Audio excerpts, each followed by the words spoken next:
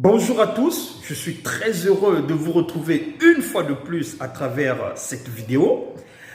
Aujourd'hui encore, nous allons agresser l'ignorance parce que l'ignorance, c'est cet ennemi que nous devons combattre continuellement. Et aujourd'hui, nous allons parler de la pauvreté en Afrique.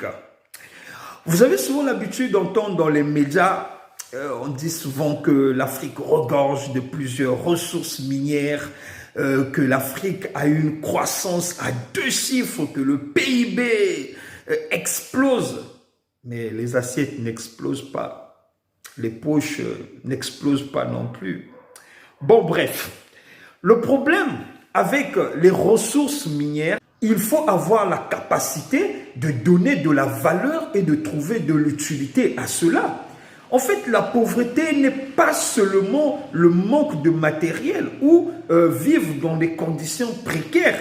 Mais la forme de pauvreté la plus grave, à mon sens, c'est avoir une tête vide, manquer d'objectifs, manquer d'ambition et manquer de but. C'est ça la forme de pauvreté la plus grave. Vous savez, vous pouvez avoir du matériel, vous pouvez être comblé de matériel, mais si vous n'avez pas la capacité de donner, de produire de la valeur, c'est que vous êtes pauvre et c'est le matériel qui vous donne de la valeur. Tandis que ça devait être le pauvre, vous pouvez donner des milliards, mais il ne fera qu'amplifier ses dépenses et pour redevenir encore pauvre.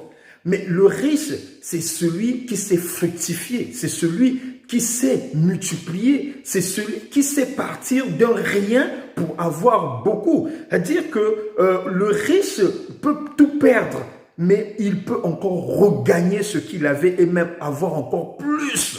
C'est cette capacité en fait de multiplier, c'est cette capacité de prendre quelque chose d'ordinaire et de donner de la valeur à cette chose. À l'état brut, le pétrole n'est pas un liquide si attrayant que ça. Déjà que ça ne sent pas bon. Mais depuis l'Antiquité, nos ancêtres ont su valoriser, ont su donner de l'utilité à cette ressource qui aujourd'hui constitue l'économie de plusieurs pays au monde. Et lorsque nous voyons à l'époque de l'Afrique ancestrale, nos ancêtres savaient déjà valoriser ces ressources minières. L'exemple du fer, nos ancêtres savaient polir et transformer le fer. Donc c'est de cette richesse que je vous parle, cette richesse mentale. La fuite des cerveaux est l'une des causes de la pauvreté en Afrique. Je prenais le cas d'un pays développé comme la France et ce qui est extraordinaire avec ce pays, c'est qu'ils ont bâti un monument qu'on appelle la Tour Eiffel. Bon, c'est quoi la Tour Eiffel? La Tour Eiffel, c'est un assemblage de plusieurs métaux superposés à qui on a donné une forme. Bon, ce n'est pas pour dénigrer le monument, hein, mais ce monument, rendez-vous compte, génère beaucoup d'argent et beaucoup de revenus chaque année. Le cas de l'année 2016 où ce monument a généré 66,1 millions d'euros contre 11,7 millions d'euros juste pour les boutiques. Pouvez-vous imaginer comment une idée sortie de l'ordinaire peut générer autant de sous? Mais cette idée provenait d'où? Un autre exemple, cette fois-ci d'un pays de l'Afrique de l'Est.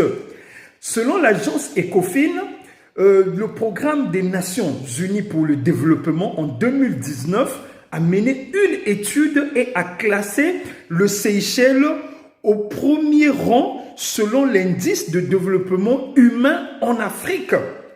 Pourtant, le Seychelles a pour richesse le tourisme, la pêche et quelques unités de transformation. Plusieurs startups en Afrique ont mis sur le marché ce qu'on appelle le charbon écologique. C'est quoi le charbon écologique? Le charbon écologique est fabriqué à partir des déchets ménagers.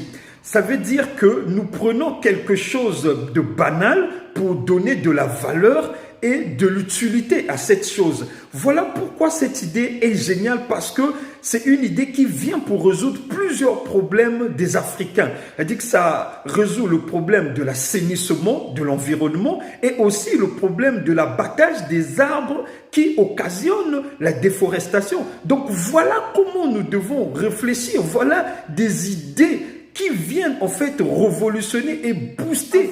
Des immeubles ne veut pas forcément dire richesse. Parce que le pauvre, c'est celui qui a la capacité de dilapider de l'argent pour tout et rien, pour des choses qui n'ont pas forcément d'importance.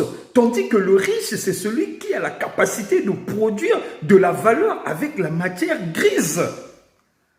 La pauvreté mentale est la forme la plus sévère et la plus grave de pauvreté qui existe. Non, il faut refuser ça. Un appel à une prise de conscience que je lance aux Africains qui veulent bien sortir de cette pauvreté mentale. Voilà le message que j'avais à vous apporter. Et si ce message vous a plu, n'oubliez pas de faire ce que vous avez à faire. De liker, de partager et de commenter. D'ici là, portez-vous bien. On est ensemble.